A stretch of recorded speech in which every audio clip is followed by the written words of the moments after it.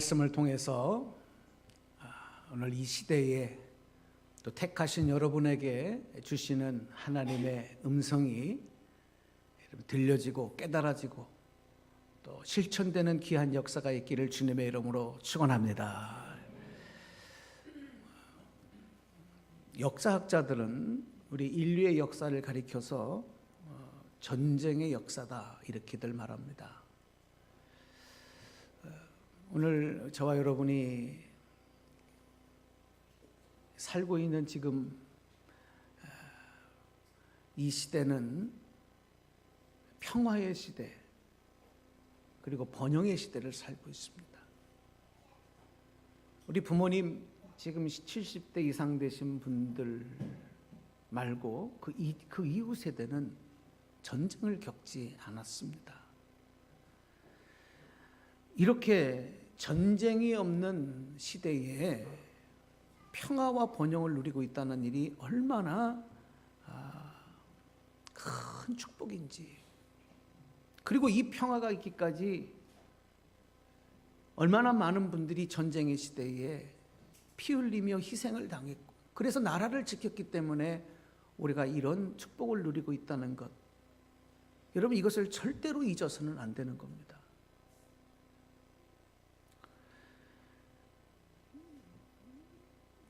희생의 은혜, 그것을 기억하는 민족과 기억하지 못하는 민족의 역사는 너무나도 달라요. 어느 정도까지냐 하면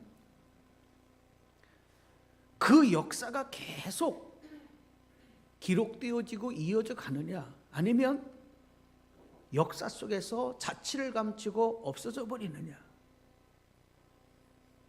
이것을 결정합니다. 그러니 얼마나 중요합니까? 요즘 우리나라의 이 교육 현실의 문제를 제기하고 걱정하는 분들이 참 많습니다.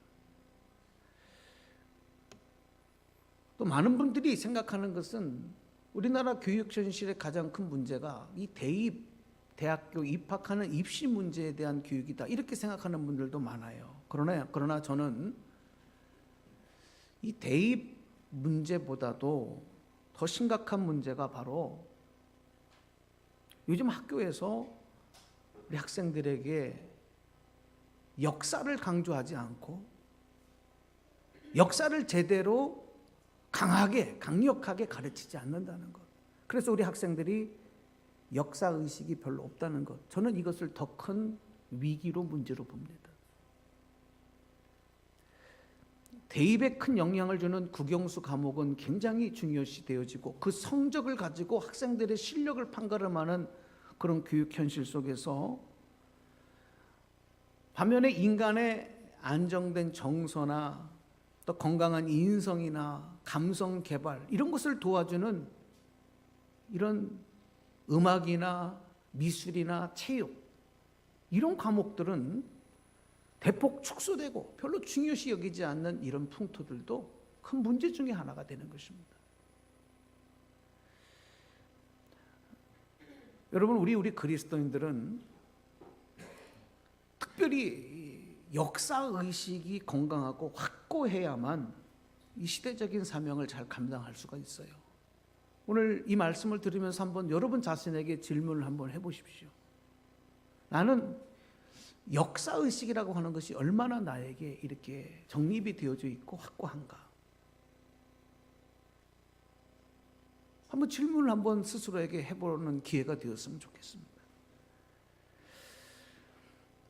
왜냐하면 그래야만, 역사의식이 분명해야만 이 시대적인 사명, 하나님의 뜻을 우리가 더 잘 감당할 수가 있고 그 뜻에 순응할 수도 있기 때문에 그렇습니다. 따라서 우리 그리스도인들은 자기 나라의 역사는 물론 이 하나님의 역사, 하나님이 이끌어 가시는 하나님의 역사에 대해서도 잘 알고 있어야 돼요. 그래야 역사의 희생양이 되지 않고 우리 자녀들이 정말 시대적인 사명을 감당하는 자녀들이 될 수 있도록 가르치고 이끌어줄 수도 있고, 나아가서 하나님의 역사에 동참해서 하나님 맡기신 사명도 감당할 수가 있기 때문에 그렇습니다. 성경에 보면 이 하나님의 역사는 이 구원의 역사로 이제 성경 창세기부터 요한계시록까지 기록되어져 있고 그 역사는 지금도 계속 되어지고 있는데, 성경에 기록된 역사는 많은 나라들 중에서 이스라엘, 택하신 이스라엘이라고 하는 그 나라를 중심으로 해서 그 하나님의 역사를 기록해 놨어요. 이걸 다 말씀을 드릴 수는 없지만 이스라엘 역사 중에서 이스라엘이 가장 큰 번영과 그 다음에 그 나라가 가장 강력하고 가장 큰 영토를 차지하는 그러한 때가 바로 다윗 왕이 이스라엘을 통치하던 시대였습니다. 여러분 잘 아신 대로 다윗 왕은 하나님의 마음에 합한 사람으로 정말 하나님 중심으로 모든 것을 하나님의 뜻대로 하나님이 행하신 말씀과 그 모든 계획을 잊지 아니하고 항상 하나님과 함께 물으면서 그 뜻대로 나라를 통치했던 것입니다. 그런데 그 아들 솔로몬 때에 이르러서 이스라엘은 이런 아버지 다윗 때에 이루어놓은 것을 발판으로 해서 더 큰 번영의 시대를 맞습니다. 가장 화려한 시대, 가장 풍족한 시대, 그게 바로 솔로몬 왕이 다스리던 시대입니다. 이때는 주변 나라들과 정치적인 외교적인 활동도 굉장히 많았고 경제적인 교류도 많았고 문화적인 교류도 굉장히 많았습니다. 자, 그런데 오늘 우리가 주목해 봐야 될 것은 다윗 때를 거쳐서 솔로몬 때에 이르러 이스라엘이라고 한 나라가 역사적으로 가장 번영하고 가장 화려해지고 가장 풍족해졌을 때, 가장 세상 가운데 이스라엘의 이름을 알리고 그 명성이 높아졌을 때 이스라엘 백성들 안에는 하나님을 향한 믿음이 점점점 식어가고 있었습니다. 이것을 영적인 위기다, 이렇게 말해볼 수 있는 겁니다. 겉으로는 솔로몬 때에 아버지 때 이루지 못했던 하나님의 성전을 완성을 하고 그 성전을 금으로 도배를 했습니다. 그냥 그 성전만 봐도 하나님의 임재가 있는 것처럼 얼마나 보기에 좋았는지 모릅니다. 부족함이 없는 거예요. 외국에서 이스라엘과 솔로몬과 외교하기 위해서 서로 앞다투어 선물을 보내고 난리를 쳤던 것입니다. 그런데 이스라엘 안에는 그러다 보니까 우상이 들어와요. 이스라엘 도초의 우상을 섬기는 신당들이 세워져요. 그것을 다 허용하는 겁니다. 우상을 섬기는 나라의 공주들을 왕비로 삼아서 왕궁 안에도 우상 섬기는 일이 이제 만연해지는 것입니다. 결국 이스라엘은 하나님과 세상을, 하나님과 우상을 겸하여 섬기는 일이 아무렇지도 않는, 죄의식도 갖지 않는 그런 부패와 변질의 시대가 된 거예요. 여러분, 역사를 조금만 봐도 이런 일들을 우리는 금방 알 수가 있어요.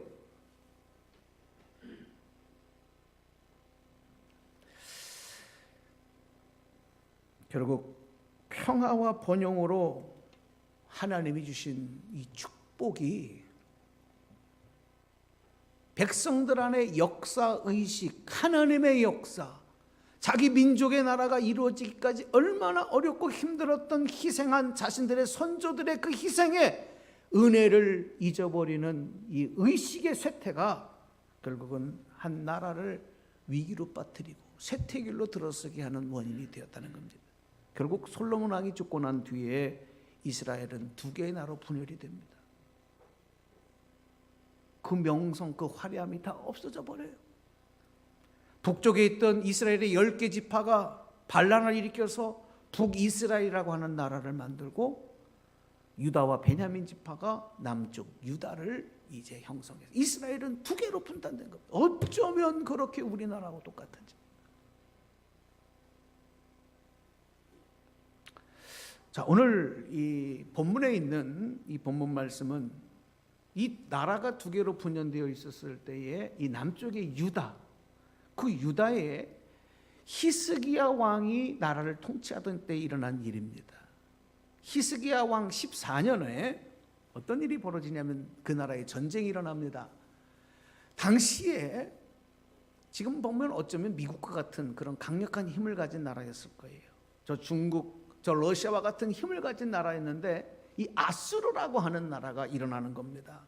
아수르의 왕이 산헤립이라고 하는 왕이었는데 이 산헤립 왕이 대군을 이끌고 유다를 두 번째로 침략을 한 상황입니다. 이 아수르 군대는 유다의 성읍들을 다 무너뜨리고 유다 땅을 다 차지해 버렸습니다. 그리고 이 아수르 산헤립 왕은 군대 장관이었던 랍사게라는 군대 장관을 통해서 또 대군들을 이끌고 이제 마지막 예루살렘 성을 공격해서 유다의 항복을 받아내라. 그래서 이 아수르 군대가 예루살렘 성을 다 포위하고 위협하는 이런 상황이 벌어진 것입니다. 왜냐하면 당시에 히스기야 왕은 애굽과 친애굽 정책을 피고 있었어요. 외교적으로 그것에 대해서 아수르 왕이 야, 애굽하고 그렇게 가깝지 말고 우리를 섬겨야 된다, 이런 목적을 가지고 지금 전쟁을 일으킨 거예요. 또 지금 이 아수르 군대는 저 북쪽의 북이스라엘을 공격해서 이미 그 나라를 멸망시켜 버렸습니다. 다 정복해서 그 땅을 차지했습니다. 그러니까 여러분, 아수르 군대가 사기가 얼마나 충전되어 있었겠습니까? 누구도 그 기세를 감당할 수 없는 상황에 이제 유다라고 하는 나라는 진퇴양난에 빠진 것입니다. 어떻게 해볼 도리가 없는 것입니다. 예루살렘 성을 포위한 아수르 군대 장관인 랍사게는 유다를 향해서 너희가 섬기는 하나님도 이스라엘의 왕도 이제 아수르의 손에서 구해낼 수가 없을 것이다. 너희들은 다 죽었다. 너희들은 다 망했다. 이렇게 조롱하며 외치고 있었습니다.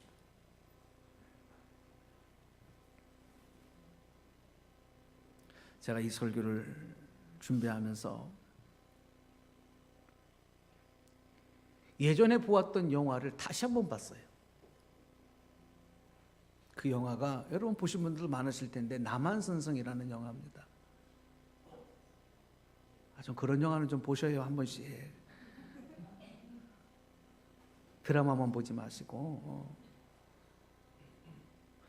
자, 보신 분은 알겠지만 이 영화는 조선 말 1636년에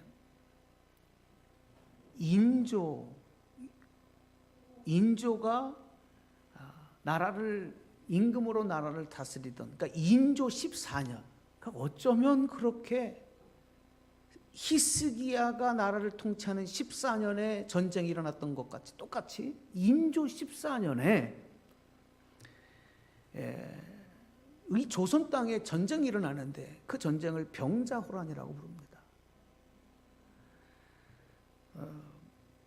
아수르가 유다를 2차 침략했던 것처럼 당시 이 병자호란은 후금이라고 하는 나라가 청나라라고 하는 나라를 세워서 지금 보면 몽고족이죠. 칸을 왕으로 섬기는 그 나라가 청나라라고 나라를 세워서 지금 조선을 2차로 침략을 한 겁니다.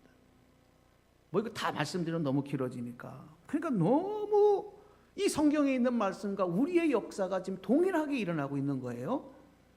당시 조선의 임금이었던 인조는 결국 다 이제 이 나라가 쑥대밭이 된 겁니다. 아녀자들은 다 포로로 끌려가고 다 몽고족들에게 강간을 당하고 재산들은 다 피해를 입고 쑥대밭이 되고 인조는 한양의 성을 포기하고 이제 남한산성으로 피신을 해와 있는 거예요. 여기 성남 남한산성이에요. 완전 포위를 당했습니다. 결국은 이 조선의 임금이 이 청나라에게 청나라 황제에게 항복을 하고 이제 당신들의 신하가 되겠다고 그 앞에 나가서 절을 하면서 결국 두 손을 들고 포기하고 항복한 거, 이 전쟁 수치스러운 역사를 그린 영화가 남한선생이라는 영화예요. 병자호란이라는 역사입니다. 참 가슴 아픈 부끄러운 역사죠. 여러분 아십니까? 이런 역사가 우리 가운데 있었다는 것을. 제가 이 영화의 이야기를, 이 역사 이야기를 왜 하냐면 지금 이스라엘 유다 땅에도 이 아수르에게 포위된, 그래서 예루살렘 성 안에 갇혀 있던 유다 백성들은 히스기야 왕은 지금 두려움에 떨 수밖에 없었던 거예요. 어찌 해볼 도리가 없으니까요. 적들이 예루살렘 성경을 공격하면 성벽은 다 무너질 거고 백성들은 죽거나 포로로 끌려갈 것이고 누구 한 사람도 자신들의 안전을 보장해 줄 사람이 없었던 겁니다.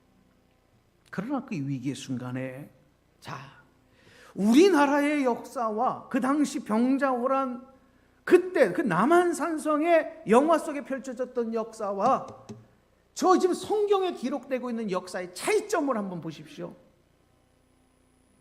살기 위해서 적의 왕에게 항복하고 목숨을 유지했던 부끄러운 역사와 지금 이 유다 땅에서는 어떤 일이 벌어지느냐. 하나님께서 이사야 선지자를 통해서 히스기야 왕에게 말씀하게 하시는 거예요. 그 말씀이, 그 말이, 하나님의 말씀이 전해지는데 바로 이 말씀이 그 나라를 살리는 역사가 있는 겁니다. 사랑하는 여러분, 우리가 인생을 살아가다 보면 국가적으로, 사회적으로, 개인적으로, 가정적으로 여러분의 사업장, 일터, 모든 일들의 위기가 찾아올 때가 있어요. 건강의 위기가 찾아올 때가 있어요. 물질의 위기가 찾아올 때 있어요. 국가적인 위기가 찾아올 때 있어요. 경제적인 위기가 찾아올 때 있어요. 오늘 하나님의 역사를 통해서 우리가 배우는 교훈은 이 위기를 당했을 때 이 위기를 극복하고 이겨낼 수 있는 방법이 바로 하나님의 말씀을 듣는 것에 있다. 할렐루야. 지금 성경은 오늘 우리에게 이것을 역사를 통해 말씀하고 있는 거예요. 하나님의 말씀을 붙잡고 말씀을 듣고 그 말씀대로 행하는 민족과 행하지 않는 민족, 그 역사는 얼마나 다른지 몰라요. 그렇습니다. 위기 때에 그것을 돌파하고 극복하는 방법은 하나님의 말씀에서만 찾을 수 있어요. 사랑하는 여러분, 위기 때에 슬퍼하지 마시고, 위기 때에 절망하지 마시고, 위기 때에 여러분 방황하지 마시며 하나님의 말씀에 귀 기울일 수 있는 여러분 되기를 축복합니다. 우리는 이 나라가 그렇게 되길 위해서 기도해야 되는 것입니다. 우리 가정이 그렇게 되길 위하여 기도해야 되는 것입니다. 여러분, 위기를 만났을 때는 아무리 사람들의 의견을, 지식을, 경험을 다 짜집기를 해도 해결을 찾을 수 없어요. 왜냐하면 그런 지혜대로 했다면 위기가 찾아오지 않았어야 맞는 거예요. 여러분의 그 얄팍한 경험, 얄팍한 지식대로, 방법대로 했으면 위기가 오지 않았어야 되는 거예요. 그런데 위기를 당하고도 어떻게 하면 그렇게 해서 해결해 볼까? 그게 바로 사람들의 일반적인 모습 아니겠습니까? 아닙니다. 거기엔 해결이 없습니다. 위기가, 문제가 벌어지면 그것을 극복할 수 있는 방법은 하나님의 말씀을 듣고 그 말씀을 붙들고 그리고 그 말씀대로 행할 때 기적의 역사, 해결의 역사가 나타난다는 사실. 여러분, 오늘 이 말씀을 꼭 여러분의 심령에 꼭 간직하시고 기억하시기를 주님의 이름으로 축원합니다. 정말 이사야 선지자는 히스기야 왕에게 지금 유다가 아수르의 공격을 받아 위험한 지경에 빠져 있지만, 자, 여러분 주목해 보십시오. 하나님께서 두려워 떨고 있는 히스기야에게 하나님께서 이 나라에, 따라서 하십시다, 남은 자를 남겨두셨습니다. 하나님의 뜻을 전한 거예요. 두려워 떠는 이스라엘 백성들, 두려워 떠는 히스기야에게 이사야 선지자가 전한 하나님의 말씀은 이 땅에, 이 나라에 하나님의 남은 자, 하나님께서 남은 자를 남겨주셨습니다. 이 말씀을 전했고 히스기야는 그 말씀을 붙잡았습니다. 그 남은 자를 통해서 하나님이 회복시켜 주시겠다는 겁니다. 다 풍전, 다 꺼져가는, 심지가 다 꺼져가는 촛불 같지만 다시 일으켜 주시겠다는 겁니다. 누굴 통해서? 세우신, 남겨두신 남은 자를 통해서. 정말로 히스기야가 이 하나님 말씀을 붙들고 나니까 그 다음부터 놀라운 기적이 일어나는데, 아수르 군대는 전쟁을 하기만 하면 계속 한 번도 제대로 싸워보지 못하고 계속 패전을 거듭하는 것입니다. 누가 싸워주시는 거예요? 하나님이 싸우기 시작하는 거예요. 어느 날 밤에는 여호와의 사자가 아수르군이 18만 5천 명을 삽시간에 다 죽여버립니다. 결국은 그 전쟁을 더 이상 아수르가 수행하지 못하고 결국 자기들의 땅으로 돌아가는 거지요. 다 후퇴하는 것입니다. 하나님과 이스라엘과 하나님을 조롱했던, 모욕했던 아수르의 사네립 왕은 자기 나라로 돌아가서 얼마 되지 않아 정적에게 암살당하 죽임을 당하고 말았습니다. 이게 역사입니다, 여러분. 오늘 읽은 본문의 말씀에서 우리는 31절, 32절에 기록되고 있는 남은 자라는 단어에 주목해야 합니다. 남은 자는 하나님께서 남겨두신 사람이라는 거예요. 하나님께서 남겨두신 사람. 역사의식을 가지고 하나님 역사를 보면 위기 때에 하나님의 일하심의 방법은 언제나 남은 자를 통해서 하나님의 위대한 역사를 이루어 가셨다는 사실을 알게 됩니다. 아무리 죄악이 세상에 가득한 때도, 한치 앞을 분간할 수 없는 어둠의 시대에도, 소망이 없는 절망의 시대에도 하나님께서는 변함없이 그 시대에 남은 자들을 남겨두셨고 그들을 통해 다시 새로운 역사를 이어가셨습니다. 자, 몇 가지만 얘기를 하겠습니다. 그 대표적인 예가 바로 창세기에 나오는 홍수 심판 때, 노아 시대 때입니다. 죄로 인해서, 죄가 이 땅에 관영했을 때 결국 하나님은 물로, 홍수를 통해서 이 죄악된 땅을 심판하시지요. 멸망당합니다. 생명 있는 모든 것들은 다 죽임을 당하는 것입니다. 그런데 그 시대에 하나님은 남은 자로 노아와 그 가족 8명을 남은 자로 남겨두셨어요. 그리고 새로운 구원의 사역, 구원의 역사를 위해서 그들을 통해 다시 새로운 역사를 이어가신 겁니다. 또 족장시대에 와서는 아브라함 시대입니다. 아브라함이 갈대아 우르 지역에서 이제 태어나게 되는데, 이 갈대아 우르라고 하는 땅은 우상을 섬기는 그런 땅이었습니다. 아브라함의 아버지 데라도 직업이 뭐냐면 우상을 깎아 파는 우상장사였습니다.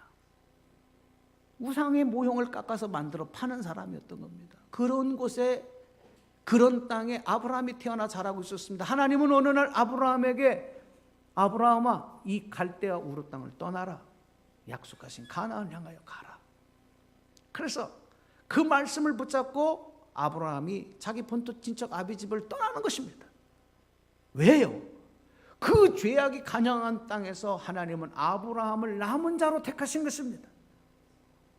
그를 통해서 하나님은 새로운 구원의 역사를 이루고 새로운 나라를 이루고 그 후손 가운데서 구원의 역사를 이루는 예수 그리스도를 낳게 하시는 그런 계획을 가지시고 아브라함을 택하시고 사용하셨다는 것을 성경은 기록하고 있습니다. 또 시대가 뒤로 가서 이스라엘의 사울왕이 왕으로 세워지고 나라를 다스리기 시작한, 그러니까 이스라엘이라고 하는 나라가 이제 사사시대가 맞춰지고 왕정시대가 펼쳐지는 초창기의 일입니다. 이때의 하나님은 이 사사시대의 마지막과 왕정시대로 이뤄가는 이 격변기 아니겠습니까? 이때에 사무엘이라고 하는 선지자를 남은 자로 택하셨습니다. 그 시대는 사사시대 마지막 때였기 때문에 이스라엘 백성들이 성경에 기록된 대로 자신들의 소견대로 행하던 때라, 하나님의 말씀을 기억하지 아니하고, 심지어는 당시에 대제사장이었던 엘리 대제사장마저 하나님의 뜻을 분별하지 못하고 죄악을 저지르는 바로 그런 시대에 하나님은 사무엘을 남은 자로 세우셔서 하나님의 택한 왕들에게 기름을 세우고 다윗 왕을 기름 부어 세우게 하는 그런 일들, 결국 이스라엘을 올바른 신앙으로 다시 세워가며 블레셋의 손에서 구원해내며, 그리고 하나님의 구원의 역사를 이루는 그런 나라를 이루어가는 초석을 만드는 일을 위해서 그 시대에 바로 이 사무엘을 남은 자로 세우셔서 역사를 펼쳐가셨다. 성경은 바로 그런 사실을 기록하고 있는 겁니다. 아합 왕 때 그 부인 이세벨 왕비와 함께 나라를 다스리며 하나님의 택한 나라의 바알과 아세라 우상을 숭배하는 일이 팽배해져 있고 부패해져 있을 때, 바로 그런 시대에 하나님은 엘리야라고 하는 사람을 남은 자로 택하시고 사용하십니다.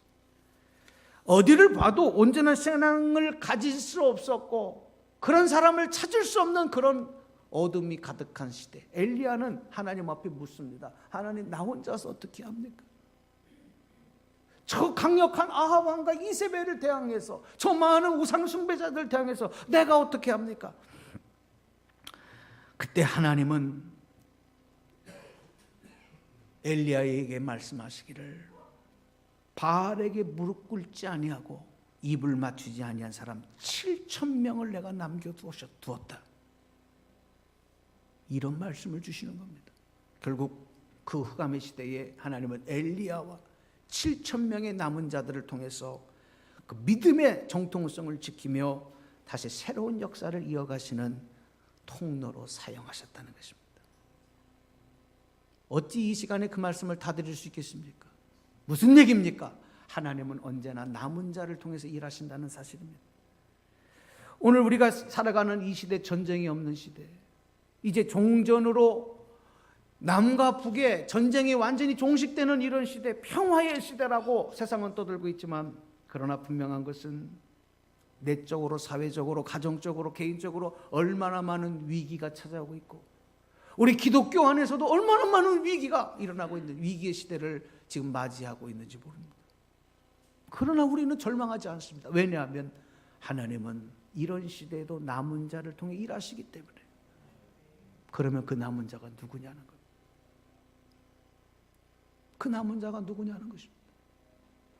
저 북한의 종교의 자유를 박탈하고 모이기만 하면, 예수 믿기만 하면, 신앙생활하고 하나님 믿으면 잡아서 심한 피해와 박해와 그리고 죽임과 위협으로, 아무리 그래도 저 북한 땅에는 우리 선교사님들의 보고에 보면 수많은 지하교회들, 가정교회들 목숨을 걸고 그 믿음을 지켜나가기 위해, 성경 한 권이 없어요. 찬송가 하나가 없어서 쪽지복음이라고 직접 베껴 쓴 그걸 가지고 찬송을 부르고, 악보도 없는 그 가사만 적어놓은, 그리고 그 쪽지복음을 가지고 그 숨은 곳에서 마음껏 기도하지도 못하고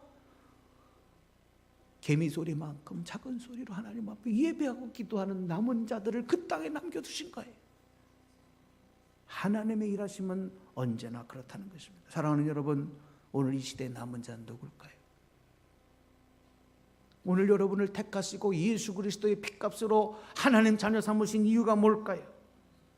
당신의 사랑하는 외아들을 대신 죽게 하시면서 여러분을 자녀 삼아주신 이유가 뭘까요? 그냥 잘 먹고 잘 살아라. 이 땅에서 잘 먹고 너희들의 쾌락을 위해서 살아가라. 너희들 즐거움을 위해서 살아가라. 여러분, 그런 목적으로 우리를 택하셨다기보다는 바로 여러분, 저를 이 시대의 남은 자로 택하시고 세우셨는 줄로 믿으시면 우리 한번 크게 아멘 하시기를 바랍니다. 오늘 이 시대의 남은 자는 바로 저와 여러분. 우리 함께 찬양하고 이제 말씀을 맺어드리겠습니다. 사명이라는 찬양입니다. 우리 주보의 가사 보시면서 함께 찬양하겠습니다.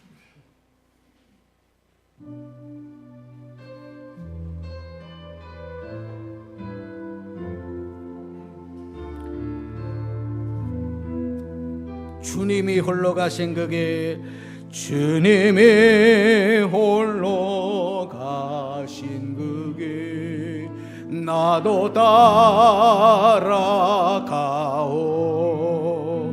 모든 불과 피를 흘리시 그 길을 나도 가오. 험한 산도 험한 산도 나는 괜찮소. 바다 끝이라도 나는 괜찮소. 죽어가는 저들을 위해 나를 버리길 바라. 아버지 나를 보내주오. 아버지 나를 보내주오. 나는 달려가겠소. 목숨도 아끼지 않겠소. 나를 보내주오. 세상이 나를 미워해도 세상이 나를 미워해도 나는 사랑하겠소. 세상을 구원한 십자가 나도 따라가오. 생명을 버리면서까지 생명을 버리면서까지 나를 사랑한 당신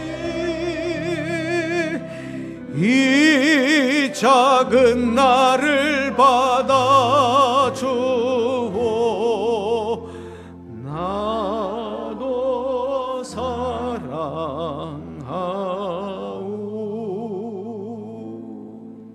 할렐루야. 사랑하는 여러분, 노아의 시대에도 아브라함의 시대에도 사무엘의 시대에도 엘리야의 시대에도 남은 자가 많아서 하나님 역사가 이루어진 게 아니에요. 소수의 남은 자들이 하나님의 역사를 이어가는 도구가 되었던 것처럼 지금도 동일합니다. 이 세상을 밝히고 세상을 변화시키는, 그러기 위해서 필요한 사람은 소수의 남은 자들입니다. 그들로 충분합니다. 이 소수의 남은 자는 어떤 사람일까요? 하나님을 경외하는 자입니다. 하나님의 뜻에 순종하는 사람들입니다. 하나님의 역사를 바로 알고 그 역사에 동참하는 결단과 그 힘과 실천을 가진 사람들. 그러므로 아무리 세상에서 많은 것을 가졌다고 많은 것을 배웠다고 그들이 남은 자가 아니에요. 하나님은 아무나 남은 자로 부르시지 않습니다. 하나님께서 남은 자의 조건으로 보시는 조건은 한 가지입니다. 바로 믿음입니다. 믿음. 중심을 보시는 하나님은 오직 한 가지, 그 사람이 가지고 있는 신실한 믿음을 보시고 그 시대에, 그 나라에, 그 사회에, 그 가정에, 그 주변의 사람들을 위한 남은 자로 사용하는 거예요. 또 한 가지, 세상에는 많은 기관들이 있어요. 많은 모임들이 있어요. 많은 단체가 있어요. 그렇지만 하나님께서 그 시대의 남은 자로 사명을 맡기시는 기관은 오직 하나, 교회입니다. 예수님의 핏값으로 세우신 교회. 오늘 본문 말씀 중에서 32절 말씀을 한번 여러분에게 읽어드리겠습니다. 눈으로 보시겠습니다. 32절. 이는 남은 자가 예루살렘에서 나오며 피하는 자가 시온산에서 나올 것임이라. 만군의 여호와의 열심이 이를 이루시리이다. 아멘. 교회는 믿는 자들의 모임이기 때문에 교회는 그 시대 남은 자의 사명을 감당해야 돼. 그래서 교회는 하나님 역사를 알고 그 역사 의식으로 무장하고 있어요. 교회가 맨날 먹고 놀고 단풍 구경 다니고 친목회하고 자신들의 기쁨을 위해서만 모이는 그런 교제의 단체로만 남아서는 안 되는 것입니다. 물론 그런 것이 필요할 때도 있어요. 그러나 더 중요한 것은 교회가 역사의식으로 얼마나 성도들이 무장되고 있느냐, 그런 교회가 되느냐. 그래야 교회를 통해서 시대적 사명을 감당하는 남은 자를 배출할 수 있기 때문에 그렇습니다. 여러분, 한국 우리 근대사를 보면 이 한국 교회가 바로 그런 역사 의식으로 무장하고 있었습니다. 그때 하나님께서 교회를 통해서 우리 민족의 독립운동을 주관하고 앞장서서 인도해 나가는 그 기관으로 교회를 사용하셨고 우리 그리스도인들을 앞장서게 하셨던 것을 여러분은 잘 아실 것입니다. 공산정권에 끝까지 맞서서 믿음을 지키고 사명을 감당하게 한 것도 결국은 교회이요 그리스도인들이었습니다. 오늘 한국 교회가 세상에 지탄을 받는 모습도 많습니다. 그래도 교회만이 이 시대의 하나님의 역사를 이어갈 남은 자의 사명을 감당할 수 있다는 것. 이유는 교회는 예수 그리스도의 피값으로 세워졌기 때문에. 여러분 보세요. 세상에 얼마나 화려한 기관들, 얼마나 화려한 시설들, 놀이기구들, 놀이동산들, 그 어마어마한 빌딩들, 그 화려한 호텔들. 여러분 아무리 높고 아무리 크고 아무리 화려해도 그런 기관은 그 시대의 남은 자로서의 사명을 감당할 수 없는 거예요. 초라해 보여도, 작아도, 사람들의 눈에 띄지 않아도 교회가 그 시대의 사명을 감당하는 기관이라는 사실, 그리고 오늘 저와 여러분은 바로 그 교회의 지체라는 사실을 절대 잊지 않게 되기를 주님의 이름으로 간절히 축복합니다. 사랑하는 여러분, 오늘 말씀을 마치겠습니다. 오늘 교회를 중심으로 성도들은 그래서 더 하나가 돼야 되고 말씀과 기도로 더 하나가 돼야 되고 교회는 이 땅에서 남은 자가 돼야 되고 교회에 지친 성도들이 여러분의 가정에서 남은 자의 사명을 감당해야 돼요. 여러분의 주변의 사람들에게 남은 자로서의 역할을 감당을 해야 되는 거예요. 이것이 아까 우리가 찬송으로만 찬양으로 부르는 사명이 아니라 정말 이 시대를 사명자로 살아가는 모습이라는 것입니다. 만군의 여호와의 열심히 이를 이루신다 이렇게 했습니다. 만군의 여호와의 열심히 이를 이루실 것이다. 주님을 따르는 성도들은 그래서 하나님의 열심에 동참해야 되는 겁니다. 아멘입니까? 열심을 내셔야 합니다. 남은 자로서 하나님 구원 역사를 이어가는 일에 힘을 내고 충성하고 하나님의 뜻이라면 목숨까지 내어놓으며 순종할 수 있는 믿음이 우리에게 있어야 되는 것입니다. 이 땅에 하나님의 구원의 역사가 완성되는 그날까지 사랑하는 여러분이요, 열심으로 사명 감당하시기를 주님의 이름으로 축원합니다. 여러분이 오늘 이 시대에 하나님 부르시고 세우신 시대의 남은 자이기 때문입니다. 여러분 한번 두 눈을 한번 감아 보실까요?